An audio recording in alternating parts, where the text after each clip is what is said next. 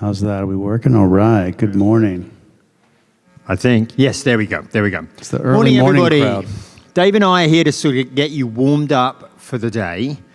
We're going to chat a lot about fast channels. There was a lot of discussion yesterday about fast channels, and we're really going to continue that. But maybe I'm getting a little bit of ahead of myself, Dave. Why don't you introduce yourself and what you're doing at Wurl? Sounds good. Thank you. Hey, everybody. Good morning. Good morning. Come on, let's hear it. All right, let's get some energy going in this half-crowded room. So Dave Bernath, I'm the VP of Partnerships and Sales at Wurl here in the Americas. I've been there about 3+ years. My background is actually cable TV. First of all, by show of hands, how many people get Synopsis in their inbox in the morning? All right, not too many. Oh, that's good. I was happy to see today there was a little snippet about the fact that there's a lot of people that still have cable, and then they had a survey of the channels that they're a must-have, and it was ESPN and Comedy Central was number 2. So I spent 12 years at Comedy Central, so it's near and dear to me. Anyway, so my background's cable TV programming. I've been at Wurl for 3 years, and Wurl is one of a couple of main sort of tech providers for all the things that power these fast channels for content companies. I think we do a lot more than that, though, and we can talk about that over time. But we're really interested in success of the ecosystem across everything from obviously play out and sending channels to platforms, but increasingly monetization, because that's what really counts, and even marketing. So we're doing lots of innovative things at Wurl to really try to move this industry forward. And the industry's at a bit of an inflection point. I noticed, I was reading the CTV trend, your CTV Trends report. If you want to get that, you can get that from Wurl's website, free report. There was some interesting data there, but what it told me, Dave, was that things are slowing down a bit. Growth is slowing down. I noticed that there was a plateau in the average session length.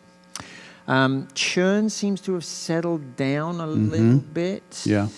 But not stellar growth like we've seen in the past. Right. We're at a bit of an inflection point, aren't we? I think so. I think I've said this in the last couple panels I've done. We had a period there where, because fast linear was a lot like cable, it was familiar, it was an EPG, I know what this is, and we had this kind of surge of growth. We've had a lot of great channels come on board. If you and I had been talking 2 years ago, there was no Warner Brothers Discovery or NBC Universal fast channels. Now they have dozens of them. So, we had a lot of growth in the content getting better and better, the number of channels, and kind of a familiarity for the viewer, I think, for at least those people who know that it's there. But now it seems to kind of slow down a little bit. I think you mentioned to me some research, which I'm not sure where you saw it, about the average viewers watching only about 5 fast channels. In cable, that's more like a 12 to 15, even 18 regular viewed channels. So consumption is growing, but it's just ticking up a little bit. It's not anything to write home about. So yeah, it feels like we're kind of at a point where we need some innovation in UX, and we just kind of are at it just feels like a little bit of a plateau for the industry. Yeah, that's exactly right. That data point, which I've independently verified with a couple of the platform providers of only 5 channels, is very disappointing and really speaks to the fact that we're not doing a great job in discovery. Right? And by the way, everything I just said would be a lot more palatable if we had 70, 80% fill rates and power on the CPM side, but instead we have languishing fill rates and a lot of downward pricing pressure, it seems like, in the industry. So that's exacerbating the sense of a kind of a plateau, I think. Indeed. So let's talk about how do we get things moving again? How do we grow our audience for the whole of the ecosystem, not just for a couple of targeted players? Yeah, I really think, and I said this in Denver, I think we need some more innovation in the way that viewers interact with these platforms. We need the thing about fast that made it again, kind of get moving quickly, no pun intended, was that it was familiar, it was linear, it was always on. News, just a good lean back experience. But that really wasn't taking advantage of the technology at a high level. A little bit with programmatic. Obviously, you're going to see a Ford dealership commercial for where you live, and I'll see one for where I live, and that kind of thing. But in terms of like personalization and recommendations and more dynamic UXs that are going to, show me certain things and take me certain places and help me kind of navigate this sea of content. That really hasn't happened in a big way.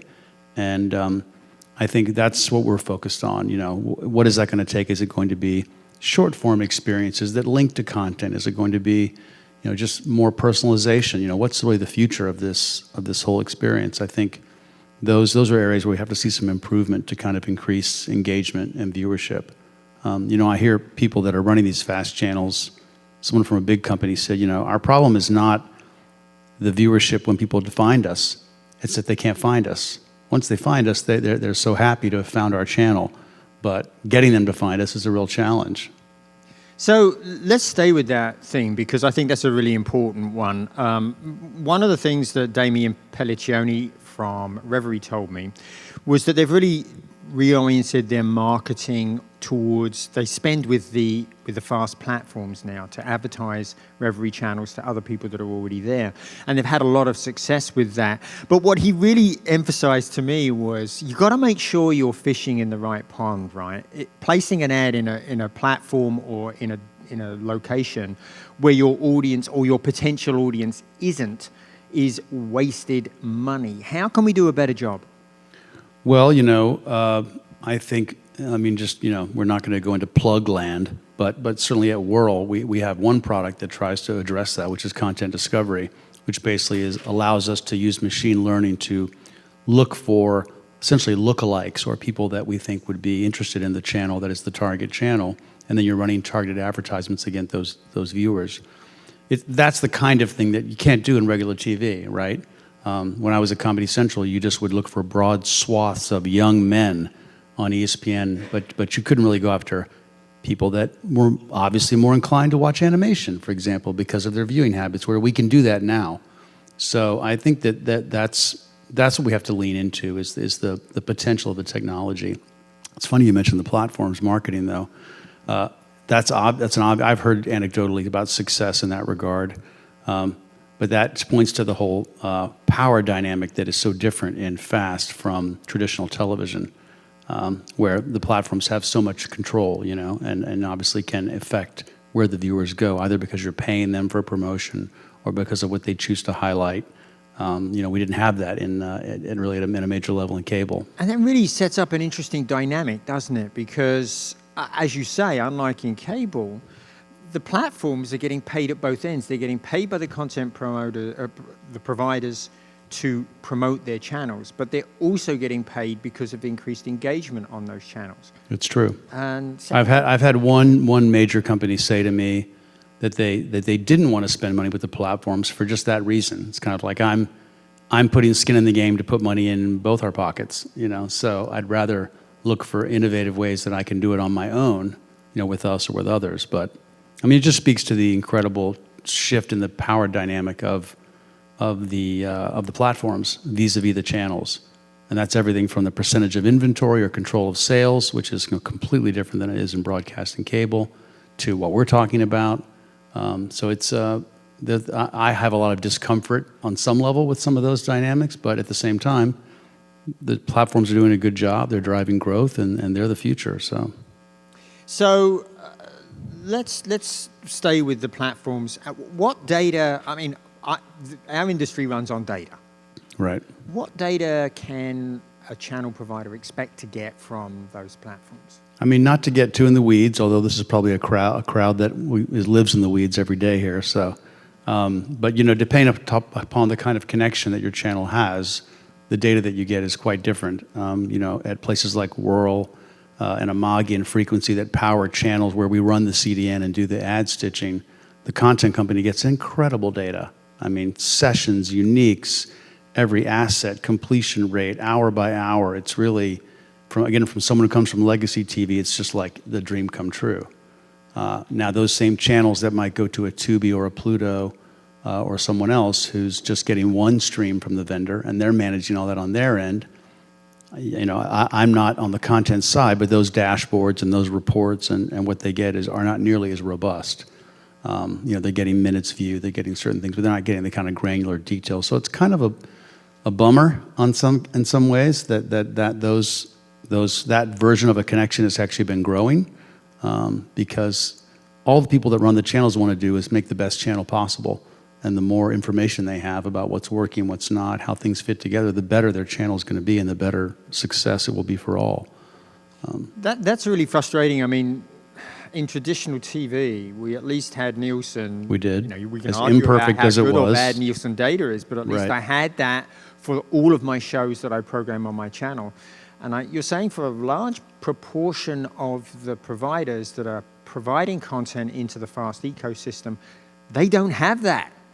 Yeah, they don't have it, you know, like Roku and Samsung used to be more that way. They're not. Vizio and LG still are. So, yeah, it's directional. I mean, if you have a channel that's on 5 platforms, but you're able to look at your data from 2 and see how things are trending, it's probably a reasonable thing to apply a change or make a decision based on that. But in terms of a holistic, you know, the promise of CTV and the promise of all this connectivity leading to this incredible amount of data back to the content providers, that we're not in that space right now. So I was looking at the CTV Trends report, your CTV Trends report, as I mentioned, and there are a couple of things that really I thought popped that I wanted to mention. One was reality TV. Yeah. It's a smash hit on FAST, by far the most popular True, genre. true. It is the most, I think, not to overly parse the report, but you know, that pie chart, if you saw our CTV Trends report, was based on the content on FAST. You know, not based on how well it's being watched. So you're right. I mean, reality is super popular. It is. And not surprising, really, though. No, because it's a very popular genre. Yeah. But the other thing that also made me laugh was the fact that when the FAST services and content providers started to put up holiday channels, yeah, they were pretty successful.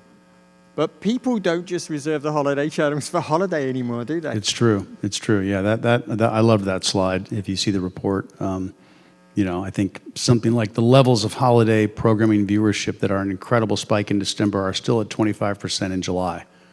So, you know, people love the holidays, but kind of crazy. So those 2 data points, and the fact that yesterday, chap from Plex said that he still thought that there was opportunity for niche providers right. in the FAST ecosystem. Talk to us about that opportunity. Is there still opportunity?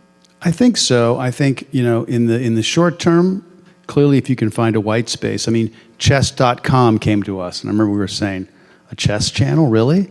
And they're like, yeah, we got Roku. I was like, all right. Like watching paint dry? I mean, you know, I don't know. I think chess is cool, but so, you know, obviously that resonated with the platforms, you know, and in the same way that single IP, you know, you're never going to go to Comcast in 1998 and say, here's a cable channel with one show. But in FAST, you can do it. It makes a lot of sense. It might not be a 20-year plan. So I think there could be other verticals in wellness and health and different types of, you know, that can still make sense. It is crowded. We probably don't need another Westerns channel in FAST. Just saying, even though I launched Cinevault Westerns 4 years ago. Probably don't need another Westerns channel. But a lot of it, I think, depends on where we go with the UX. You know, if we get into a dynamic situation, because that's one of the issues is like, you know, well, I forget who coined it, you know, 500 channels and nothing on. This is pre-FAST, back in the cable days. And so do we need 1,000 FAST channels, 2,000 FAST channels? Does it make any sense? It could make sense if the UX had a way to kind of uncover for you that, well, probably not chess for you, but maybe chess for me, and you know, and niche channels that can work, you know, around anything from anime to other categories we mentioned, and have you be able to kind of grab that or have it stick in your UX or favorite it or something, and maybe there could be thousands of FAST channels around a core of a couple hundred that are more ubiquitous, but we don't really have that functionality yet. Yeah, I feel like I would encourage platform providers to really explore doing that and push. They know many of them are on like the built-in FAST services right. on the smart TVs. There's also ACR software running on this. So they clearly know what we like and what we don't like. And I'd love to see them be more proactive when a channel launches that match my criteria. Right. They tell me about it. Don't wait for me to search. Tell me about it because I'm probably going to want to watch it, right? Right. I mean, you know, there could be even other just to go like off the grid, not off the grid, but off the map. I mean, there could there could be futures where we all have individual fast channels that are tailored to people in our household, to ourselves. That knows I like financial news in the morning, then it switches to something else. That'll be hard to probably make happen, because the rights holders are going to be very wigged out about letting their content be, atomized in that way. But if you could manage the business model and the data appropriately, there's probably things like that could come about, where there could be endless fast channels, and fast channels become another version of a television feed, if you will. Maybe that's an edge for the opportunity for another fast platform. Is there an opportunity for another fast platform? We've seen TCL Plus launch in the last 6 months. I think maybe 6 months ago it launched. But that's more of a sort of general play. Are there opportunities for more fast platforms? I think it's hard to say. I mean, on the one hand, probably in the niche spaces or in the categories, sports and other areas, there might be opportunities. Venues trying to do it with the virtual MVPD, sports tribal. In Europe is coming to the States or being reborn at some point. So I think there could be some opportunities with that. But it's hard to market an app. I think at the high level, Warner Brothers, they've had those conversations. They just lit up 50 fast channels. They basically have a Pluto sitting right there on the shelf. But the marketing and doing all the deals with the platforms, getting all of us to learn some other word that has under 5 letters and 2 syllables, that is daunting. So I think that they openly think like, is that really a hill we want to climb? But maybe there's room. I mean, the other thing that's going on for me, just at a high level, that I think is a challenge, is that unlike cable, where we had these monopolies. And if I'm the cable operator in Poughkeepsie and you're in Miami, we're down with the fact that we're trying to sell the same thing and build something that's consistent. So when you move, you get basic cable. There's ESPN, Comedy Central, Lifetime, and that's kind of what basic cable was. We don't have anything like that in fast at all. We've got a bunch of fiefdoms broken up by the OEMs and the apps, and so it's and I don't see that changing. So that makes it hard to, like Evan talked about, I think yesterday, how do we get people to understand what this free linear experience is that's on their television? It's a challenge, Yeah, I forget where I was going with that, but I've had some reason to start saying that. Well, you ended up in an interesting place. One of the things that's very clear is in SVOD, there probably isn't room for another sort of general. No, that's probably more of a consolidation situation, yeah. And maybe that's true for the fast platforms. Maybe there isn't room for another sort of general fast platform. I mean, the TV guys have got, Sony doesn't have their own, Yeah. So like they could do it. They have good market share. Yeah. They could say, why don't we have a Samsung TV Plus? So I think if you're selling TVs, you've got a captive audience, quote unquote. They're in a great position to manage that consumer interaction. But yeah, outside of that, like independent apps on top of the ecosystem, that feels a bit daunting if you were starting now. Yeah. So if you're an entrepreneur, that might be your opportunity. Pick that niche and super serve them with a group of content that matches them for free. Could be a winning proposition. So one of the things we haven't talked about was AI. And obviously this has been a hot topic. My goodness, I was at IBC. Were you at IBC? I was not. Oh my goodness. It was wall-to-wall AI ad nauseum. I know some of you were there. But there are some practical things that we can do with it. We are doing with it. You're doing some really interesting things. Give us a taste of the reality of AI, what we can really do with it. Ooh, the reality of AI. God, I don't know, Daniel, I don't know if I can do that. But I was going to say, you said AI ad nauseum, so AI, AE. For us right now, brand discovery represents probably our most recent, use of the technology. This is where we are doing real-time contextual ad placement. And so we have case studies on the website for, selling hamburgers or something, and we look at the creative and say, hey, this creative is really, strong on the emotion of, say, trust or anticipation, or it's low on fear. And then we're able to use generative AI to analyze channels in real time and find programming segments that have a matching emotional score, if you will, and then run the commercial in that pod. And that creates positive attention. So you don't have this dissonance between, some dark SVU interrogation scene between us. Then we go into some happy-go-lucky Bahamas vacation ad. And you're like, what? Record scratch. So, we're looking to match those two, and the results are fantastic. So that again, that's the kind of thing you can do in CTV that you couldn't possibly even imagine in regular television. I think it's going to be a slow process to get the industry to adopt it and things like that. But what's cool about what we're doing is that it's not based on the program. There are people doing it out there that are scoring the program, like, hey, this is a crime show or whatever, and they're giving it a certain score. But as we all know, you watch an hour drama, and every segment could be quite different in terms of its emotional resonance. So for us, that's where we're leaning into it. That's one example at our company. So in the CTV Trends Report, it made a very interesting point. There was a couple of data points that you basically lose 4% of your audience for every minute of ad break. So you have a 2-minute ad break, 8% of your audience is gone. But if you can make the ad contextually sensitive, so you don't get that record scratch moment, then you can reduce that by 60%. So instead of losing 4%, you're going to lose, 1%, 2%. So that's a huge difference in your audience. So definitely something that a real meaningful impact that I can make there. In the last couple of minutes here, and by the way, if you have any questions, put your hand up and we'll call on. Oh my gosh, we do have questions. Why don't we go straight to the questions? Q&A is the fun. You had your Laura. We'll give you a second. Oh, hey Laura, how are you? So, sir.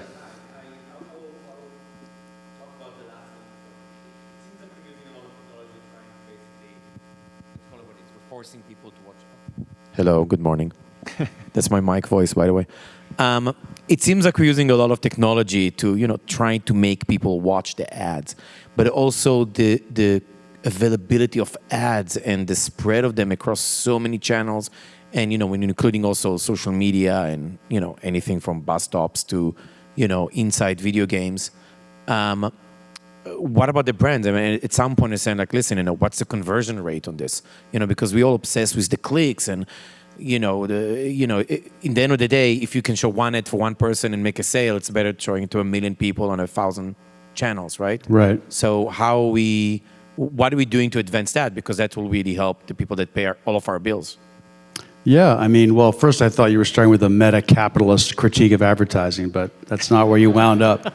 But you're speaking right to the promise of CTV, because in basic television, there's no such thing as performance marketing, aside from maybe classic DR, right, where you buy a ShamWow and you call the 800 number, and they're like, hey, he saw the 800 number. That was on channel X, which is how they would do it. They would use different numbers.